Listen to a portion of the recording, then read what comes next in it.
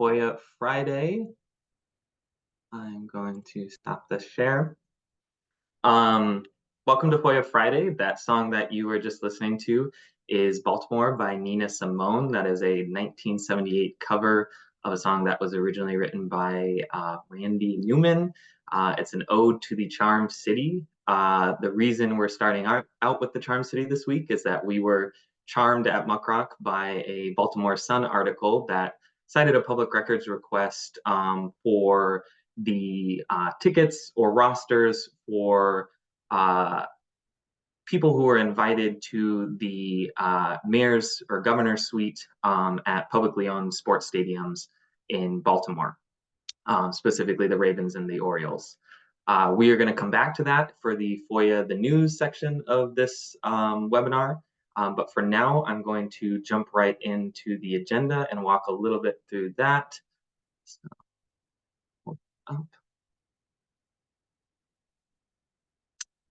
So here's the agenda. We just dropped it in the chat. It's awesome. I see people already filling out the roll call.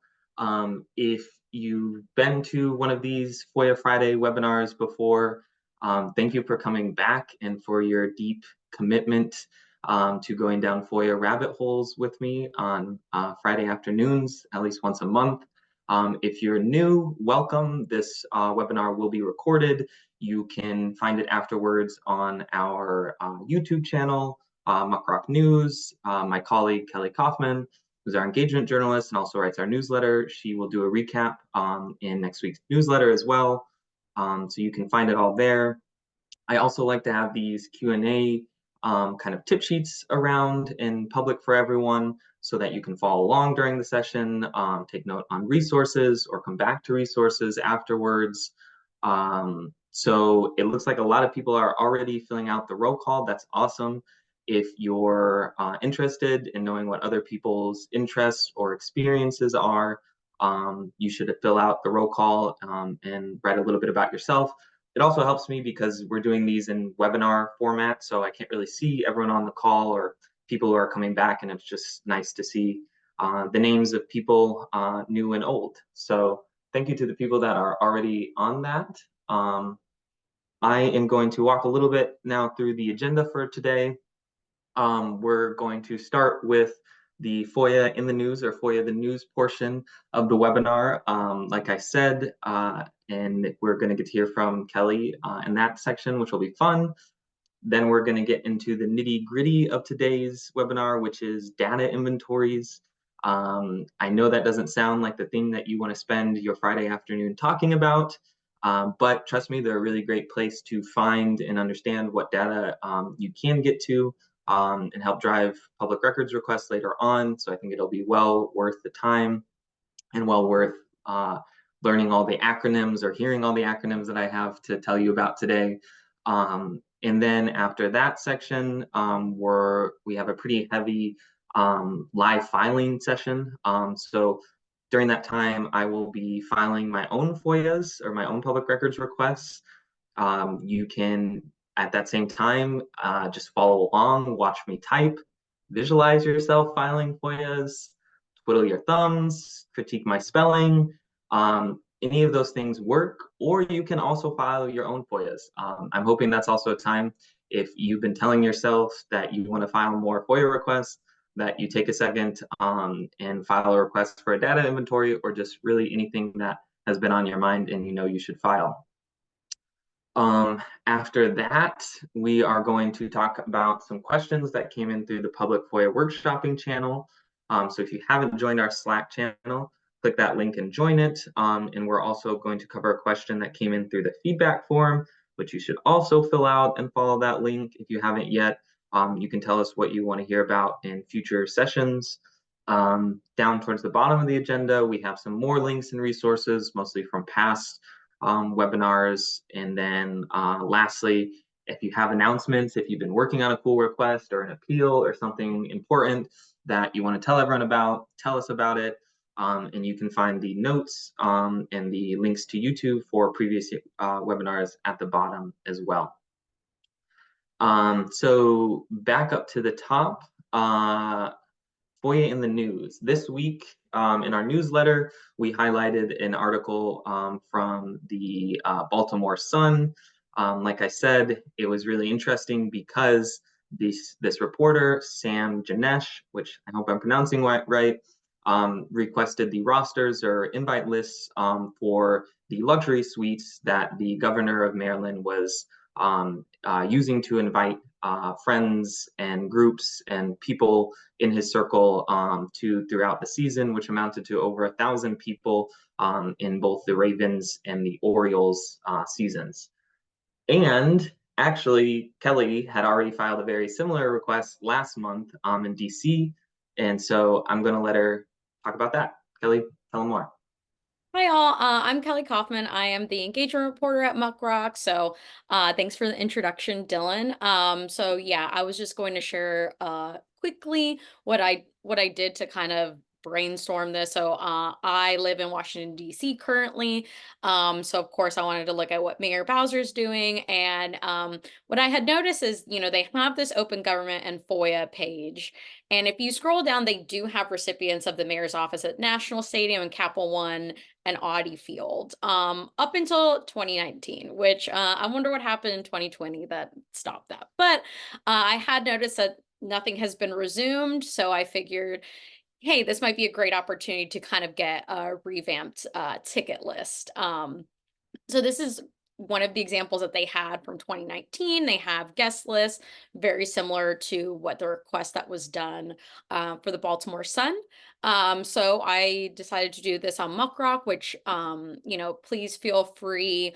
As you can see at the top, you can clone this request. So if you are interested in doing this for your own city and for your own mayor, just trying to get a ticket list that includes a list of recipients for the following stadium. So including name, date, attendee for 2022 and 2023. As you can see in the status to the left, it's a waiting acknowledgement because the Mayor Bowser's office is not exactly notorious for being very responsive, but maybe in your city they'll be more responsive. So this is just a very simple request that might prove really interesting. And as shown with the Baltimore Sun, a great idea for a story, just trying to get a little insight, particularly with these large, something like the Mayor Bowser's office, which is very DC heavy, seeing what type of people are getting invited. If you look at the Baltimore Sun, there was also leaders of teachers unions. So just trying to see who's getting invited to these things. And yeah, clearly this page is not that updated because I also wanted to show the frequently requested public records, and I thought I was showing Dylan this earlier today, and oh, it's an error. So not every mayor's office will be as willing to share as maybe the Baltimore mayor's office, but still an easy request. And I also encourage you to clone my request if that is something that's of interest to you. And I also want to do a quick plug of I do run the newsletter. So I see a few reporters in this chat. So if you do anything with public records, like the Baltimore Sun, please feel free to send them our way. I'm happy to include that in the newsletter. We really want to show how we can, borrow ideas from each other and do that, because I think especially at Muck Rock, that's like what we like to do. That's why we have the clone button. We want people to be able to do similar things in their areas with a little bit of help. So I'll pass it off to Dylan, and if you have any questions, drop them in the Q&A. I'll be responding and help moderating as well. Yeah, and like Kelly said, do share with us any interesting requests in this vein. I think requests like this that are things that the public probably wouldn't have thought were public record, but are part of what they pay for, because some stadiums are either partially or completely publicly funded nowadays. Those are just really interesting to people. They're not the normal like budget and salary type of public records that some people think of, and they kind of feel like you're getting inside scoops on things that you didn't even know you had the right to access. So our readers love it, and I think we would love to hear from you in the Slack channel or here in the chat. Anywhere you reach out to us, we'd love to hear from you. So I'm going to take the screen sharing from Kelly. Let's see if I can do that. Kelly, can you, yep, there we go. And get back into that same document actually. Let's go down here. So I'm actually going to clone that request. Um, and I'm going to file it to the Pennsylvania governor's office. Change this to governor's suite.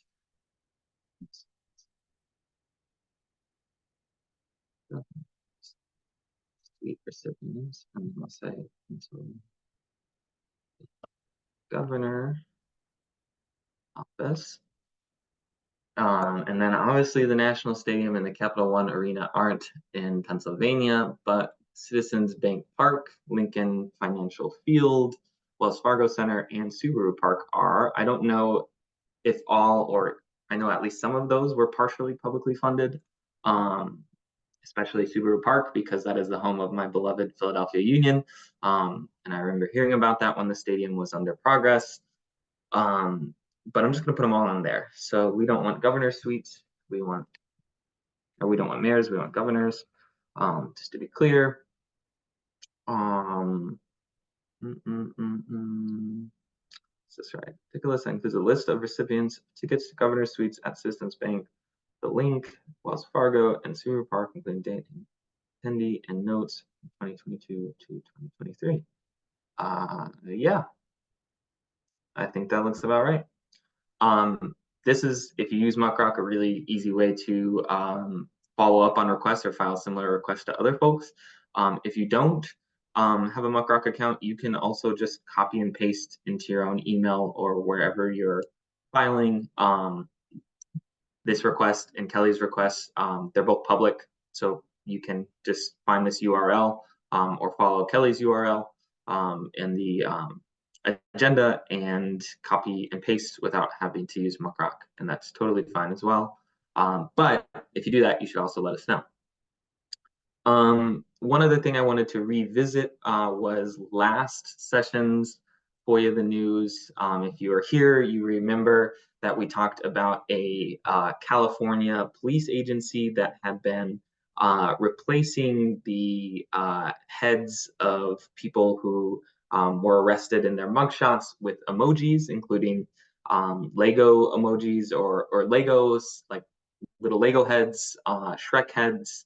I even saw the Grinch, and this was apparently because at some point they were asked by the state of California, or all police agencies were asked to protect the identity of people who were arrested and in the mugshots that they were posting on Facebook.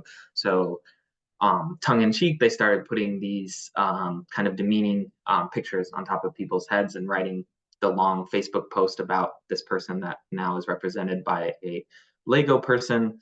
I was wondering who or when did someone come up with this idea? So I went pretty far back on the Facebook of the agency where they're posting these mugshots, and it looked like they started around September 1st, 2021. So I filed a request for emails and attachments that contain the non-case sensitive strings, emoji, Lego, Shrek, to and from the director, one of the directors of the police agency. This came back. It's not a great response. It's not much useful, but I just thought it's sort of a funny end to this request journey. The only email that was responsive to this request apparently was someone sharing that this agency is now one of the three, or this city is now one of the three safest cities in the country, and several people responding over email with not an email, but just the clapping hands emoji. So that journey is over for now, but I'm hoping our governors and mayor suites requests have longer legs than that one. I'm going to quickly check in the Q&A, see if anything else comes in. Let's see. Nope, I think we're good for now. So now we're going to get into the nitty gritty of the week, which is data inventories. So what are data inventories? They don't sound super exciting, but they are. They are the data set of all the data sets. I actually had just heard about data inventories only a few weeks ago, months ago, when someone asked a question about them in the public FOIA workshopping channel despite being a data reporter and someone who loves FOIA, I wasn't familiar with them really at all. So what I did, and the way that I'm shaping this part of the webinar, is just going to kind of get into a little bit of the history behind data inventories. They seem almost too good to be true. That's what I thought when I first heard about them. And I was like, what? They keep a data set of all the data sets? But they're a relatively new phenomenon on so much of how government keeps and maintains data. But again, they're really useful. If you right now Googled enterprise data inventory or Googled data inventory alone, you might come across this 2022 report led by the Chief Data Officer of the Department of the Interior. And in that report, the basic definition or requirement of data enterprise inventories or enterprise data inventories is that they shall, to the maximum extent practical, develop and maintain a comprehensive data inventory that accounts for all data assets created by, collected by, under the control or direction of, or maintained by the agency. And this applies, I believe, in this report to the 24 CFO Act federal agencies, which are basically just all the big federal agencies that you would recognize, like the Department of Interior or the EPA. So these enterprise data inventories, as they're called in this report and called elsewhere, are also called database indexes, systems of record, data inventories, or I think the term roster forms is a bit more dated.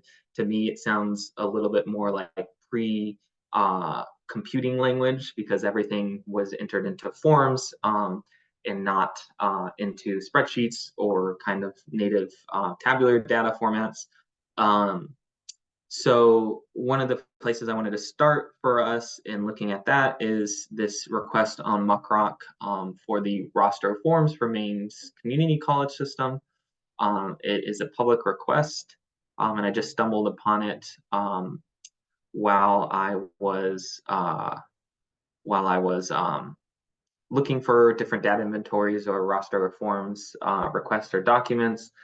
So if you're looking for language for requesting rosters of forms or with their records retention schedules, this is an interesting request to follow up on and was completed successfully.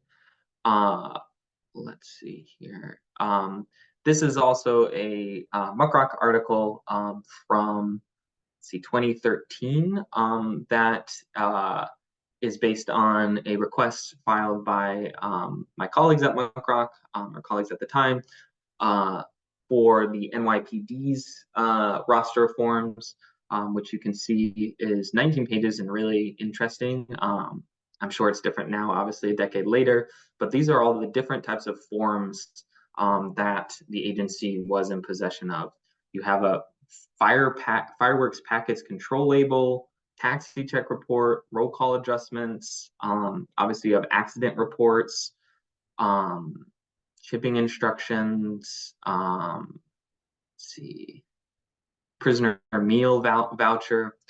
Then this kind of gives you an idea of just there's so many different types of forms or data recorded at any agency that they use to monitor, assess, or just keep track of how that agency functions. And these types of indexes of forms or data sets are really, like I said, they feel a little bit too good to be true, because it tells you where everything lives and how these different data sets and forms function within the agency, which gives you a good idea of what you can or should request. I asked this question in the NICAR-L listserv, which you should also join if you haven't. That is for data journalists on different data journalism topics. And Patrick Maynard, who also worked at the Baltimore Sun, so again, more relevant Baltimore content today.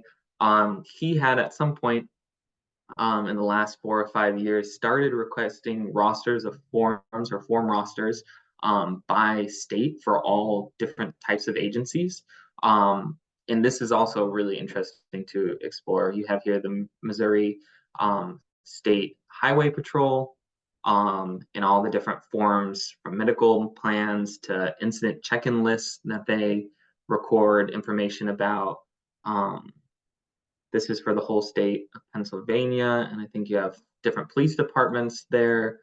Let's see, what do we have in, say, New Mexico? Police agencies as well. Yep, this is the Albuquerque Police Department.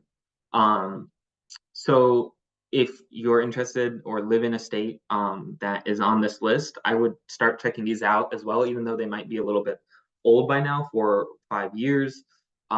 They still give you an idea or a snapshot in time of the types of forms or data that different agencies are recording then. And I think it's pretty cool that Patrick was tracking all this and then providing it to the public just in this repo. Oh yeah, and it's just police forms. I thought it must have been more than police forms, but I guess it's just police for all over the country. Um, what is not just police data indexes is this now closed website that um, David Herzog, who is a data journalist and data journalism professor, used to maintain. I think, yeah, it looks like here in the Wayback Machine, it started around 2011. And he was cataloging data indexes for all kinds of agencies across the state of Missouri. So he was basically creating his own data inventory or data index and providing it to the public, or I shouldn't say just him. This was a project from or out of the University of Missouri School of Journalism and the Reynolds Journalism Institute. And so I'm sure they had a lot of people working on this. But even if you're not in Missouri or not interested in Missouri, I think just looking at the different agencies here, seeing all the types of data that they produce gives you an idea of what to expect in data inventories. Um, so yeah, that gives you a sense of what they look like, what's all included in them.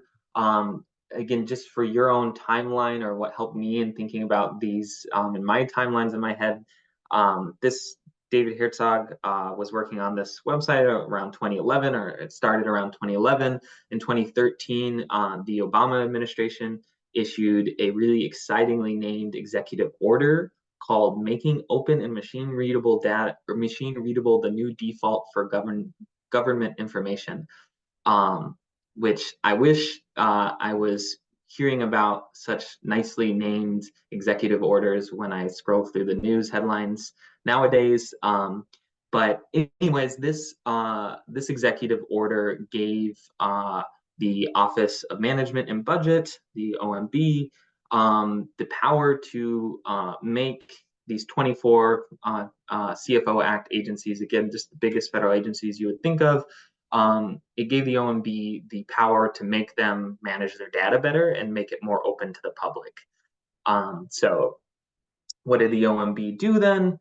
They did what government agencies do. They released a memorandum.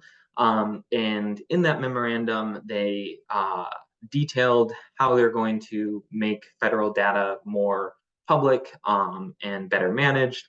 And one of the parts of that was creating an enterprise data inventory. And to me, I think that seems, from my research, the kind of birth of the enterprise data inventory, at least at the federal level. And I think what then happened is that trickled down to state and local agencies. In that memorandum, they wrote that all data assets which were posted on data.gov before August 2013 should be moved over to data.gov by 2013, and they should contain one metadata record for each data asset and must be submitted as a single JSON file. So around 2015, a few years later, the Sunlight Foundation filed a FOIA for these OMB mandated data inventories. If you follow this link at the time, Sunlight Foundation was writing about this. The Sunlight Foundation, like the Open Missouri website we just visited, has since closed, but luckily it's still on the internet and you can check out these blog posts. They talk about why they filed this request, why it was so exciting that at the time the OMB gave federal agencies the standards to comply with. and they filed this request and then wrote about what they were seeing in terms of how agencies were complying.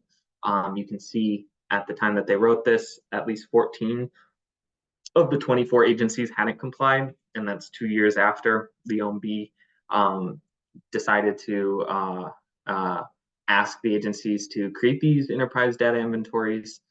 Um, and then in 2020, another good kind of time post is this GAO report, where the GAO revisits the comprehensive data inventories or enterprise data inventories, and how federal agencies have been working on them since the laws changed.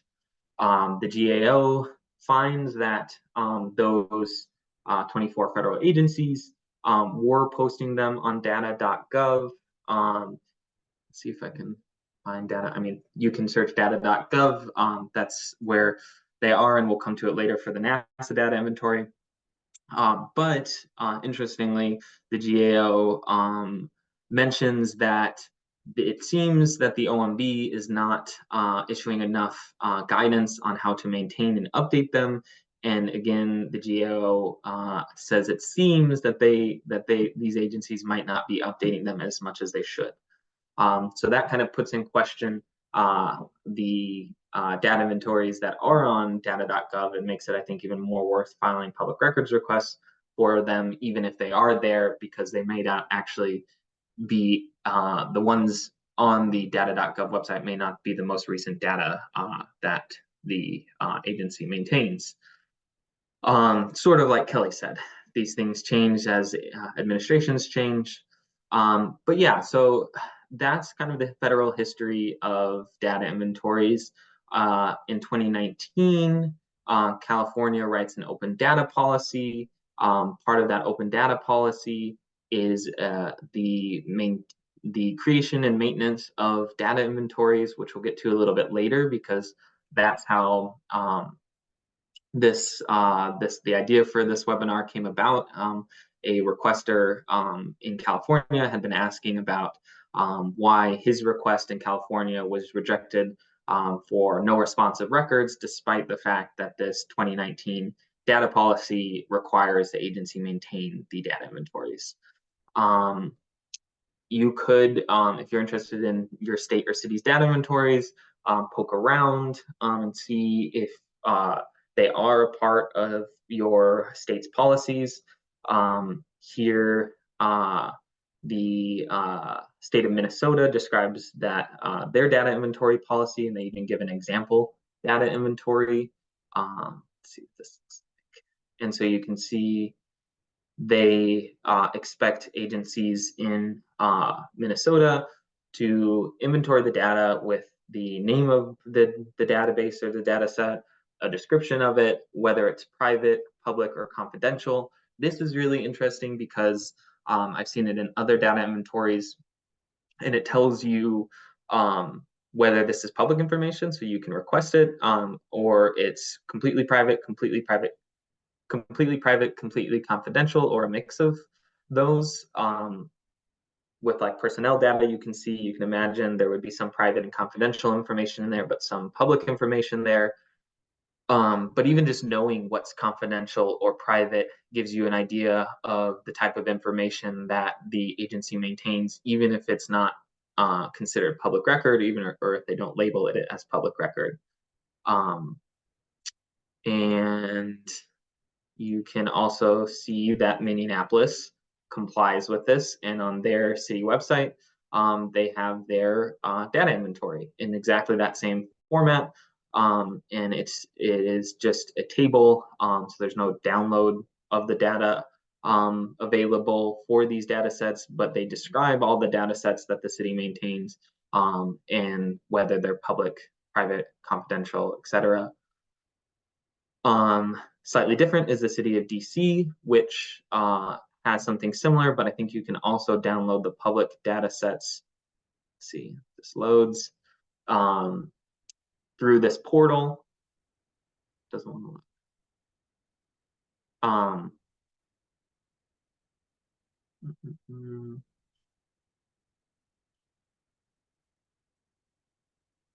look. anyways, it looks very similar to the city of Minneapolis.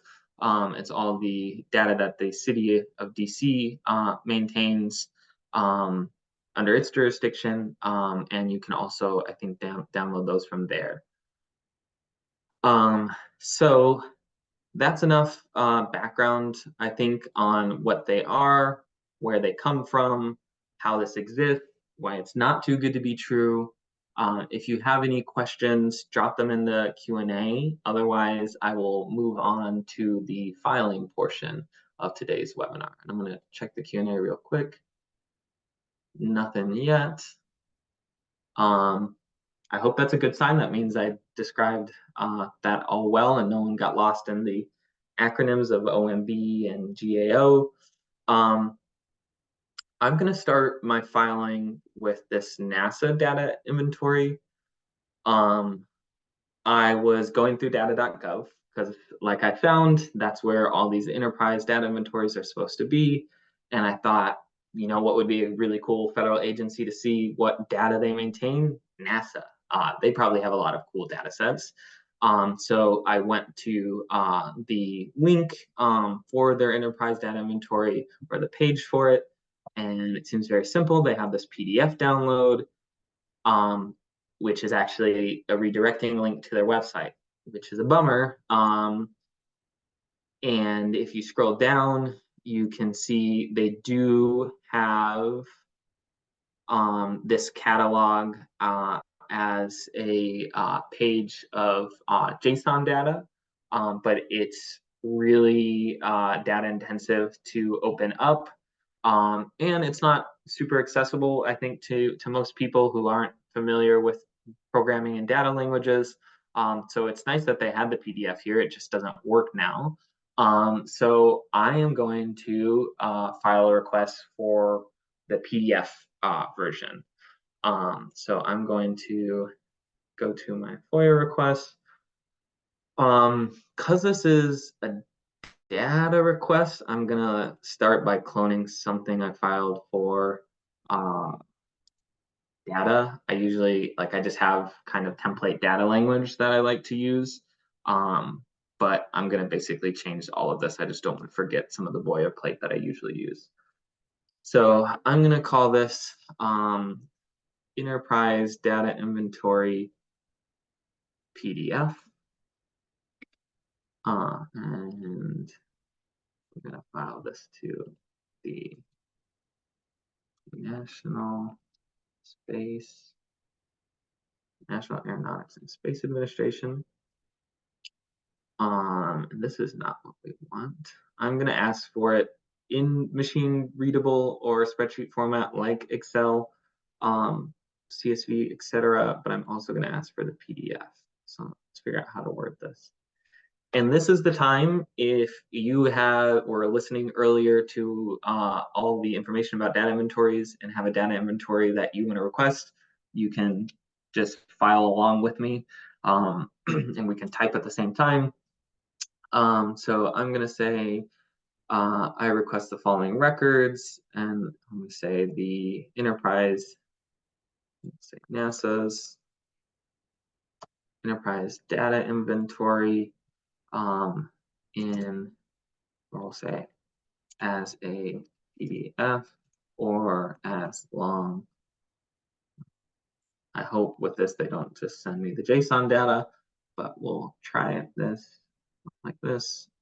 Get rid of this because that was the other. I also don't want that in XML format. Access. Um,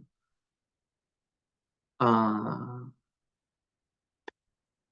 the data should include all fields in the database or spreadsheets that contain non-exempt information, including but not limited to all fields in the examples provided. Provided at this at provided on data.gov. And then I'll say where the PDF to the EDI is now broken. So they know that. I also request all documentation that describes the layout. I don't think all of this applies necessarily because this is just a list of data sets and not, I wouldn't necessarily have a data dictionary, but I'm going to include it just in case some of that is somehow relevant. Going to double check that everything is fine. Enterprise data inventory, NASA, that's going to the right place. All right, I'm going to send that off. And let's see, we have one question coming in the Q&A. Manuel Villa says, Dylan, I assume you could also request it as JSON. Yes, I could, and you can access it as JSON here at this link. If you're someone who's comfortable parsing JSON, that's awesome. I also just kind of wanted the PDF just because I'm lazy and didn't want to parse the JSON right now. And I thought if there's a PDF you can download, that would be fun and easy. Let's see, what else here? We are already at 140. This is, I guess, my spiel of what data inventories are. Took longer than I thought. I am going to actually just quickly clone that request and file it to some California state agencies because that's part of their open data policy. So I'm going to say enterprise data inventory. I'm going to say PDF, but I'm going to say California Department of Justice. I'm going to say California Department of Justice's data inventory. Actually, and I'm going to say, we'll say as PDF or as long or short form data. Um, then I'm going to say fields required in California's open data policy. And I'm going to find that link. I put that in here somewhere. There we go. This is California's open data policy requirements. So I'm just going to remind them of those. I'm going to include that language about data dictionaries, etc. as well. So let's see, we have DOJ's data inventory. That. And then send that off.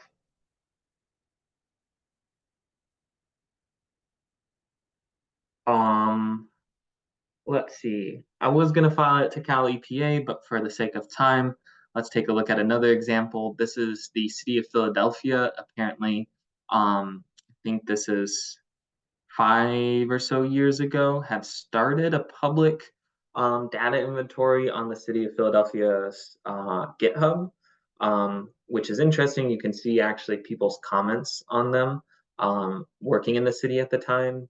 They were commenting about whether they actually think this should be public or not. I don't know if they knew that their comments were public. Now the city has their open data portal, which is not a data inventory because all of this data is public, and a data inventory also includes data that is not public. But while we're here, I'm actually going to send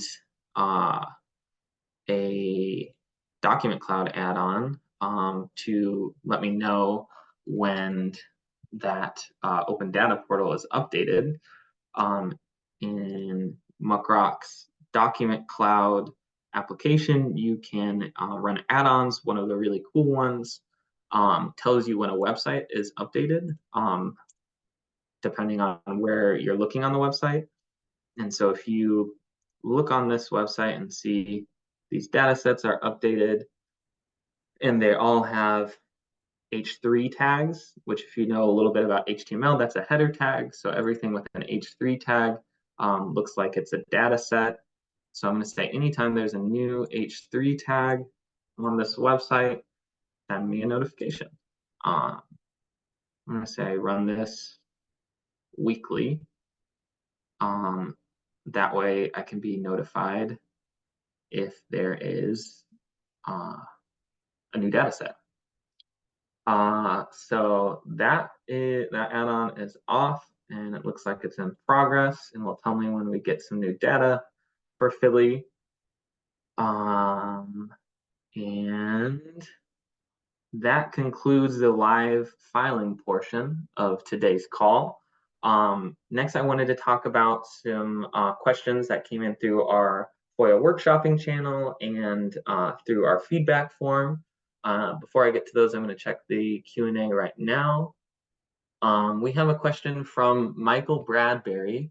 Really quick question on data.gov. Michael says, could you show how you found the .json NASA inventory initially? I'm trying to do the same thing with the NSF and get 865 data sets, and then the number of returns balloons to thousands when including data inventory. Michael, yes, let me give that a shot. So this is how I found the NASA enterprise data inventory. I believe I just went to data, and then I think I typed data inventory.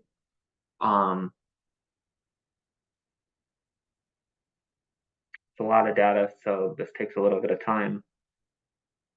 And then I was able to filter by agency somehow. I think I just clicked on one of these.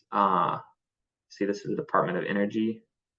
And I think I just clicked on a data set that wasn't the right one, but I wanted to search for just the Department of Energy. So then I clicked this.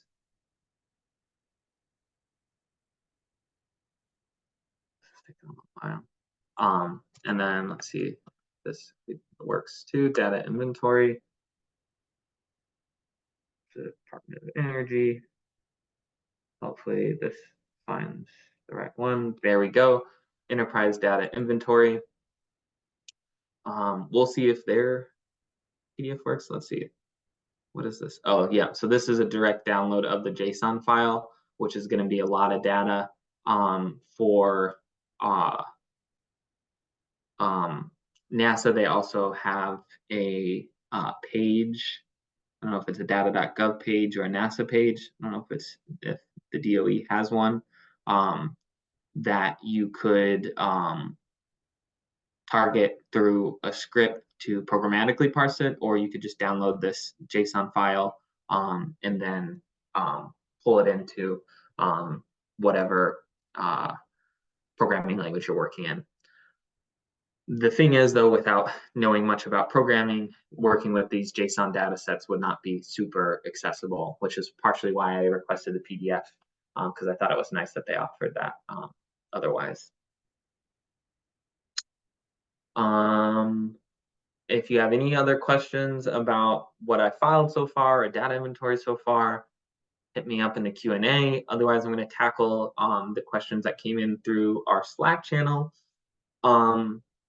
And this is the question that started it all. In our Slack channel, someone asked the question about what to do when they requested a data inventory that they can see the open data policy of California requires, but the agency says they have no responsive records, which is a bummer because they're required to maintain this data set.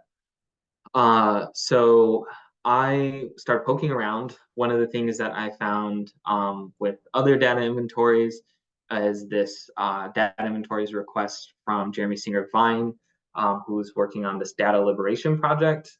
Shout out to Jeremy and this project. It's really awesome. If you're interested in FOIA in general, you should definitely follow it. He filed a request to the DOI asking for the enterprise data inventory. They responded with no responsive records, but clarified that the data, that this no responsive records means that they have no further responsive records that aren't included in the data.gov JSON file that they post.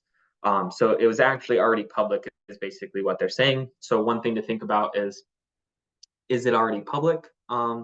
This data inventory. The other thing to think through is, do they really know what you're talking about? These data inventories are relatively new, and so maybe they didn't actually know that you were requesting the data index or the roster of forms, or they call it something different still. So it's important to just get someone on the phone and ask, do you call it something different? Do you have something that's like this but not exactly called an enterprise data inventory? Um, Another really good tip that I got from California's First Amendment Coalition, who I reached out to early this week and talked with through their hotline, was to think about who oversees compliance of these open data policies. So in the federal case that I mentioned before, it's the OMB. In California's case, it looks like it's the Department of General Services. So one way to approach figuring out if they really do or should have this data that the policy says they should is to go back to that agency that actually has an enforcement role. Are they tracking who is complying? In California, that's really interesting to me since it's been 5 years since this open data policy went into effect. Are all California agencies really following it? And just Googling around, it looks like some cities are, but if the DOJ or the EPA isn't, that's pretty big because those are big agencies with important data sets. So I would try to figure out who is making agencies at a state or city or federal level comply, and if they know who's complying or are tracking who's complying. Um, Lastly, the First Amendment Coalition also said or made clear that this open data law in California is separate from the public records law, so it wouldn't be a traditional appeal to appeal something like that, or it wouldn't be an appeal because it's not in violation of the public records law, it's in violation of this other law. Still, they said it could be possible to sue and as a member of the public compel the agency to follow the law that they're required to follow. So hopefully that's helpful for anyone who has encountered that kind of problem, or Andrew, who is the person who asked this in our Slack channel. Another question I want to tackle came in through our Google form, and that's from Elise. And Elise asks, how can one tell if a request is too broad or too narrow? Is it appropriate to request emails to and from an organization that contain a specific keyword, for example, or is that too broad? So I talked a little bit about email correspondence requests at the beginning of this call, specifically about that request to the California Police Agency that was using emojis to cover up people's heads and or people's faces in mugshots. And I think the key for email correspondence requests is to find a keyword that's relatively uncommon. So emoji written out as a key, as a word, I think would not be coming up often in emails at a police agency. So I felt like that could target emails close enough that they're not going to get a ton of responsive emails. And I try to think of keywords like that because what you have to imagine is happening on the other side is the agency is then uh, taking those emails usually back to their own lawyers or a law firm that they contract with, and they're making sure that they're not releasing any confidential or private information in these emails. So they basically have to go through and redact all the emails. So the more emails that there are, the more work that the attorney has to do to check and make sure that they're not releasing anything inappropriate or private or confidential. So think about how to reduce the amount of emails that you're asking for by choosing a really specific keyword and also by choosing a tighter time frame.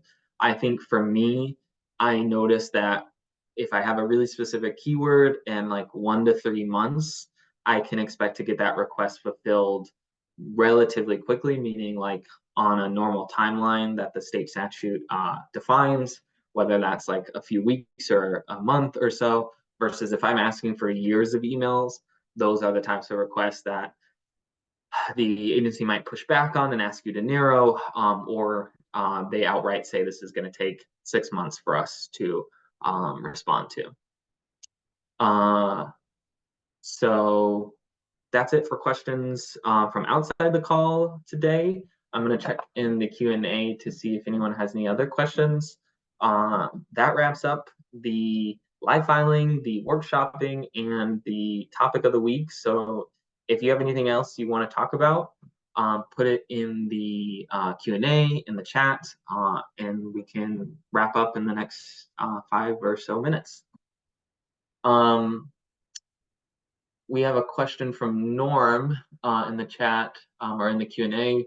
Has anyone ever filed a complaint through an attorney licensing agency against a city attorney for a pattern of over-redaction of records? Once I file an appeal to the FOIA, the attorney always folds and release the redacted records. This is interesting, Norm. That's a really good question. So what it sounds like Norm is saying is that they filed these requests, they get heavily redacted, Norm appeals, and actually the redacted records are then released. But how do you make the city attorney stop redacting the records that much to begin with instead of having to appeal every time? I can't speak to the complaint aspect. There might be something like that that's possible. But the thing that I would say is that every time you appeal and win an appeal, it takes a significant amount of time for that agency to work through the appeal, respond to it, process it. It probably goes up to their superiors. So I also think of winning appeals as like teaching the that agency how to comply if they weren't complying in a way that hopefully they realize it's in their best interest to not redact so much in the first place.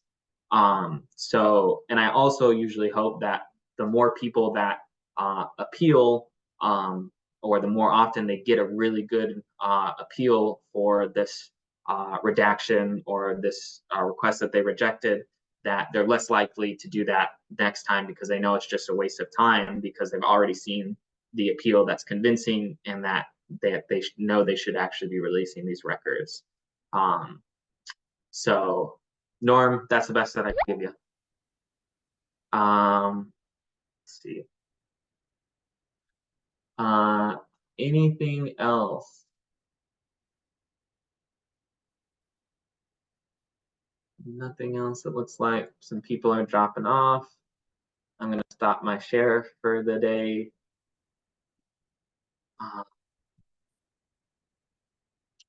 Oh, nice. We got another question. Thank you, Laura, for this last question before we run out of time, or maybe I could fit one more in.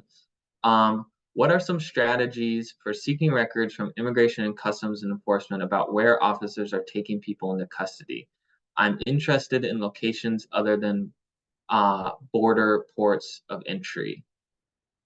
Oh, ooh, that is a good question. Let me think this over for a second. So strategies for where officers are taking people in custody. This is a good question. These are the type of FOIA questions that like they're important because it's not super straightforward. You have one thing you want to get to, and you have to think about how you would how you would access that information somewhere else in the world of documents and data that this agency maintains, because you can't just obviously ask that as a question. That's not a FOIA request. So where would the traces of location data be for people who are taken into custody? The most the most simple thing I could say is um, reports on taking people into custody. Any incident reports would be the first place to start. I imagine those aren't easy to get through ICE, but incident reports would be the first place where a lot of this type of information, I think, from law enforcement would be recorded. That's the best I can think of right now.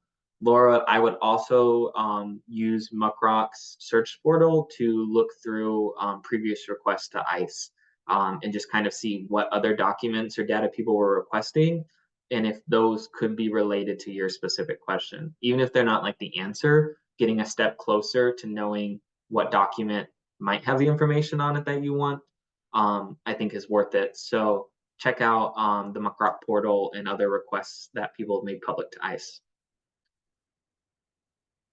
Anything else? Last question of the day.